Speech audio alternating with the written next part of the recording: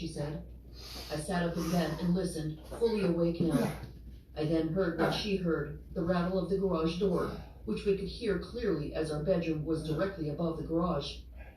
It's probably a bear or something, it just smells the garbage, I said. But I sat there listening to be sure. Yeah, it's a bear. I don't think a burglar would make that much noise rattling metal. My wife gave me one of her "I don't think so" looks, then got up and started to put her bathrobe on. First lesson about my wife. She's very a take no prisoners kind of woman.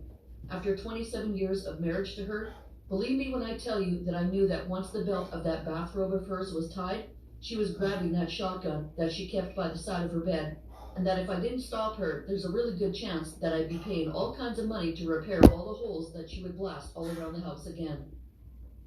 I'm just gonna say that in 27 years with that woman, there has never been a dull moment in my marriage.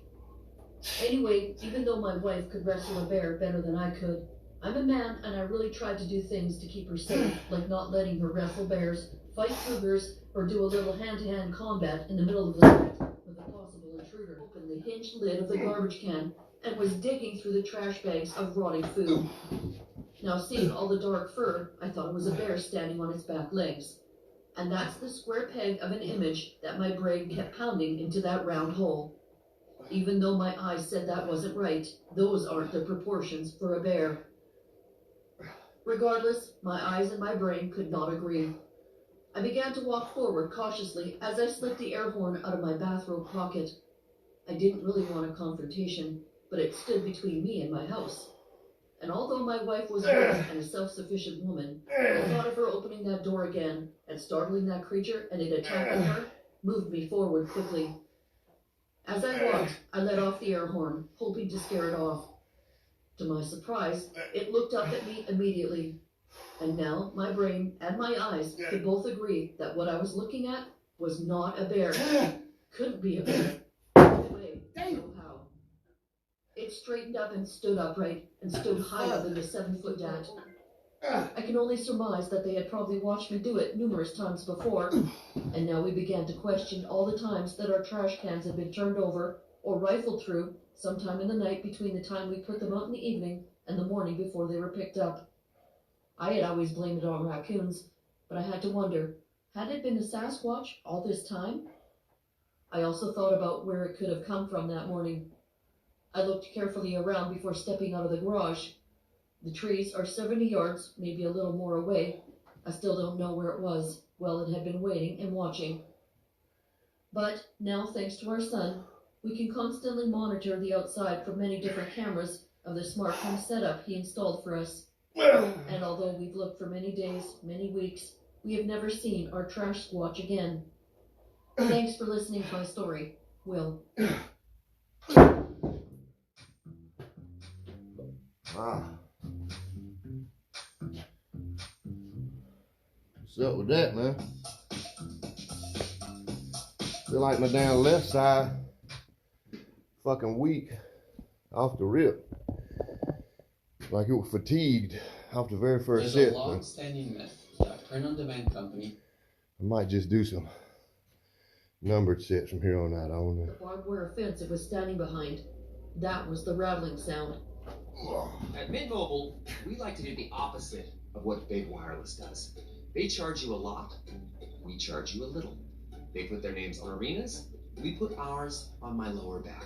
So naturally, when they announced they'd be raising their prices due to inflation, we decided to deflate our prices due to not hating you. If this were one of their ads, they'd end it here with a happy customer. So we announce with an angry goat. You're gonna be angry goat.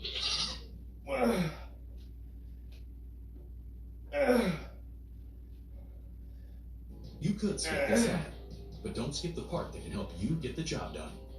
At Grainger, we're here for you with supplies and solutions for every industry. Call, click Grainger.com, or just stop by. Grainger, for the ones who get it done. Seriously charging us from 70 feet away. If my guide had not been ready, I would not be here today with you.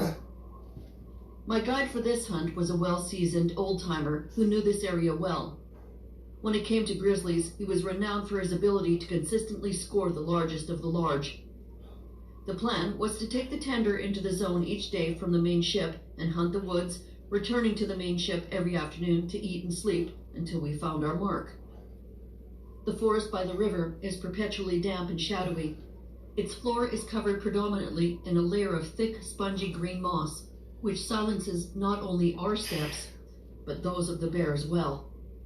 This, at times, makes one ask the question, who's stalking who?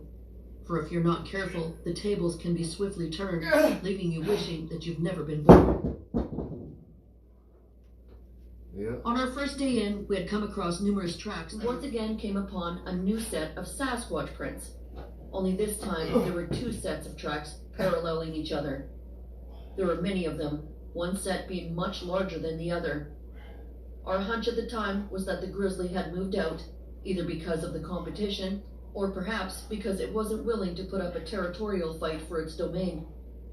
This was all a guess because we really didn't know anything about the relationship between these two creatures, but the facts being what they were, the bear was gone, and now there were two Sasquatch in the area. The day before, as the Sasquatch began to stand, we found out immediately upon seeing him. Having said as much, I saw that his body, not yet standing full erect, was at least 4 feet taller than the surrounding grass. I'm 6 feet taller. It was just after 11 p.m. and my daughter was home alone. She lives with a relative who was out of town. She called me at 11:22 p.m. She was terrified. She said she could hear something walking back and forth by her bedroom window. She also said she looked out the window when she first heard it and saw something big and black, really big. She described the thing to have been about 3 or 4 feet above the bottom of the window. When I went down to look behind the house, I stood by the window. I'm 5'4", and my eyes just reached the bottom of the window. So I figured this thing must have been 7 to 8 feet tall. Now, I've never known my daughter to be afraid of anything, but that night, when I went to pick her up, she was shaking like a leaf. She was hysterical. To my surprise, the woods were completely silent. There were no birds chirping, squirrels darting through the trees, or anything other than a light breeze here and there. Barely enough to make the leaves move on the trees. I found it odd, but not strange. I had just stopped, so I figured anything in the area was probably waiting to see what I would be doing before it made noise. I finished my snack and sat for about another 5 minutes when this very strong, pungent smell hit me. My first thought was, there's a skunk nearby, because at this time, that was the only animal I could think of in this area that could produce such a horrid smell. I attempted to sit longer, but the smell became so overwhelming that I went ahead and started to finish my hike. As I got within what I felt was 100 yards of my camping spot, I began scanning around for potential small game trails. Well, that was a interesting Thursday workout. I don't want to call it a disappointment. I want to say I'm disappointed. I don't know, man. Kind of am though, because I get to do, my dumbbell inclines. I like to go all out, man. And like off that very first set, it was like my left side was fatigued and weak. I mean, I've had that happen before, over the years, and different little workouts. You start right off the bat, and like one part of your body just fucking tired, like you've been working out. I mean, I don't know what that is. I don't know. Maybe it's a strain. I don't know. It's not painful. It just feels like it's fatigued. It feels like I've already done about 3 sets already. And I don't know, maybe it's the tricep, because I could even tell by watching some of the sets back, like the left side was coming up. I'm right-handed, so I know my left is weaker. But normally they're right there together, up until the end. And then at the end, maybe the left is lagging behind a little bit when I'm about to, hit failure. Sometimes the right will be lagging behind a little bit when I'm about to hit failure. But that there was just like that first set, man. It was like fatigued. I mean, I guess it didn't really affect the workout none. I still feel pumped, still feel like I got a good workout, but I don't know, I guess it's just a disappointment. I feel like I couldn't go quite as hard as I wanted to. I don't know what that is. Again, I don't know if that's a strain. Because it don't feel like an injury or anything like that. It don't feel like nothing hurt. It just felt like I'd already done like 3 or 4 sets with just my left side. Off the rip, off to begin with. I don't know what it is. Maybe I started, just jumped into it too quick and ain't warm up, or maybe that, I don't know. Maybe that's what it is. But in my head, I was thinking earlier today before I come out here, because it's chest day, chest is gonna get done. But I was thinking maybe, maybe I'll do some, some numbered sets, not to failure, but I'll do with the 50s. Maybe, I'll do my 8 sets. Maybe eight sets of 15 or 20. In the first 4 sets, I'll pair them with curls. In the second 4 sets, I'll pair them with the, behind the fucking tricep exercise. Because you do work your triceps on when you're bench pressing. So I figured let me get a full arm workout too, the front, the bis and the tris. But the last minute I said, no, I want to go hard, man. I want to go at it. So fucking I want. Went in with the intent to go to failure in that first set. I don't know, man.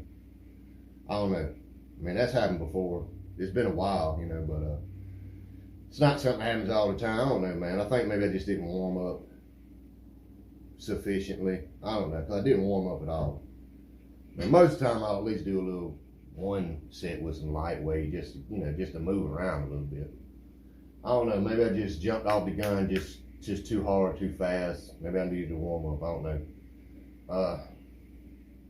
Hopefully it don't affect nothing, from here on out. Tomorrow, shoulders.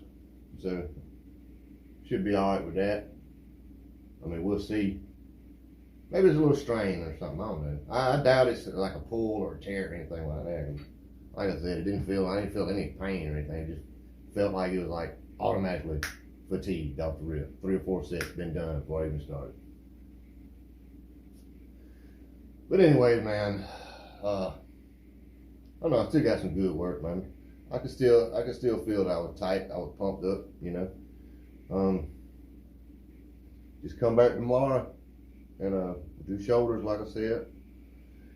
Then Saturday, we'll see what happens. Probably be at the secret location. We just take it one day at a time, man. I'm just about a month into this journey to Misery Road. So I got about a month left until Misery Road, which is the dreaded diet, But, I don't really dread it. It's not fun to do, but when you're done, you can tell it fucking worked. It did what it's supposed to do. But, I don't know, that's a little ways down the road, about 31 days away. So we're not gonna worry about that too much.